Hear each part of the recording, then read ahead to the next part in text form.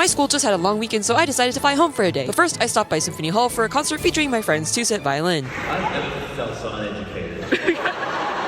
Anyway, right after the concert ended, I rushed to the airport to catch my flight from Boston, Massachusetts to my hometown, San Francisco, California. It was then that I learned that my flight was delayed by 30 minutes, so after I got lost in the terminal and passed my TSA exam, I grabbed some overpriced airport food. Oh my god, Two-Set reposted my Instagram story. Anyway, after I got some boring work done and found one of my boss's markers in my backpack, I finally boarded the plane just for it to not take off for the next hour and a half. Apparently one of the plane's wipers wasn't working, and with the absolutely thrilling rainstorm taking place outside, obviously that's a no-go. So out of spite that this airline didn't license Coldplay's Music of the Spheres concert film, yes, I'm still mentally there, I found all the Coldplay songs they offered on a little screen thingamajig and put them in a playlist to play on repeat. I think I got through it 3 times before they decided that we would taxi back to the gate and get off the plane. Like, bro, it's already past 10 p.m. There's basically nobody at the airport anymore. They should have just canceled the flight, but psych! They decided to move us all to another plane and delay our departure for another hour and a half. Yay, for more unproductive waiting. Holy sh**! Brent reposted my Instagram story. But yeah, my delirious ass listened to Billie Eilish for the next 5 hours, and I arrived at SFO at the ungodly hour of 3:30 in the morning. So with how abysmal that was, you would expect the return trip to go a little smoother, right?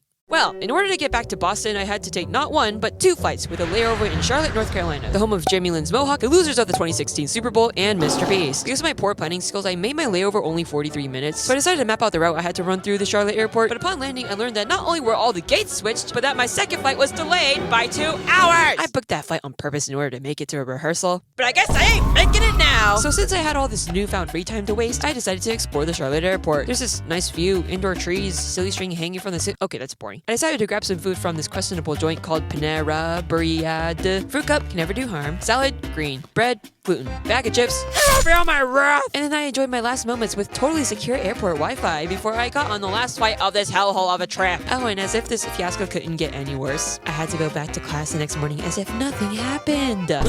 Like, what the actual